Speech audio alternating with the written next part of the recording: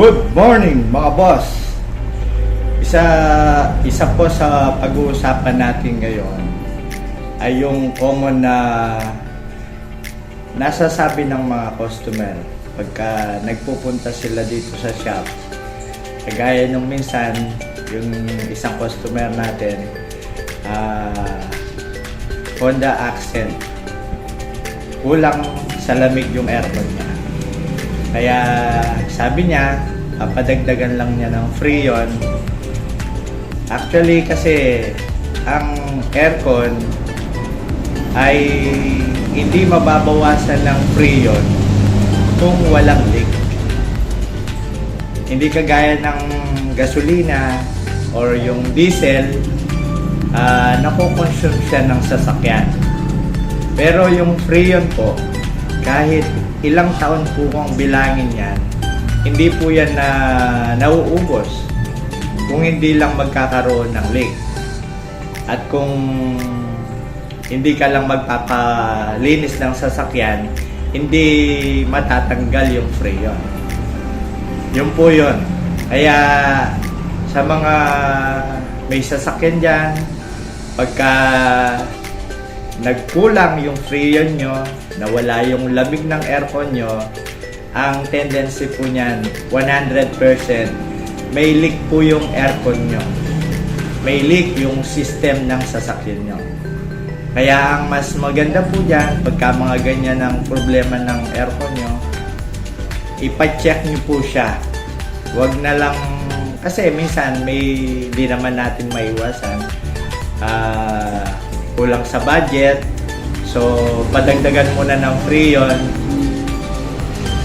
Sa isang banda okay lang po, pero meron po kasing nadadamage pagka lagi lang tayo nagpapakarga ng Freon or nagpapadagdag ng Freon ng mga sasakyan natin. Ang isa po dyan sa sisirain yan, yung ating mga compressor, kasi natutuyuan po yan ng langis. Pag lumalabas po yung Freon, sumasama yung langis ng compressor. Kung may pressure yung linya ng aircon, hindi po siya makakapagdagdag ng oil compressor kasi ibubuga lang siya ng pressure ng Freon. Kaya hindi po kayo makakapagpadagdag ng langis ng compressor. Kailangan i-drain ng buo yung Freon para malagyan mo ng langis yung compressor. Yun po. Isa po yan sa madalas na nagiging concern ng ating mga customer pagka napapasyal po sila dito sa shop. Yun po ang masasabi ko dyan. Ang mas maganda, regular maintenance po ng aircon ninyo. Palinisan yung evaporator kasi diyan po nag-uumpisa yan na magkabutas or magka-leak.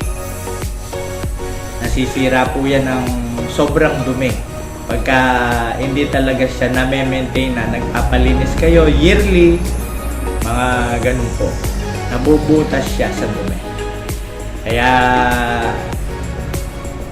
yun po, pagka pre-check-up naman po tayo dito, pre-estimate. Kung may mga concern po kayo, PM lang po kayo sa ating page, Alan Car Aircon.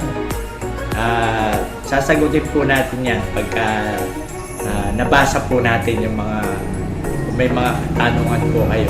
At kung gusto nyo pong mag-inquire.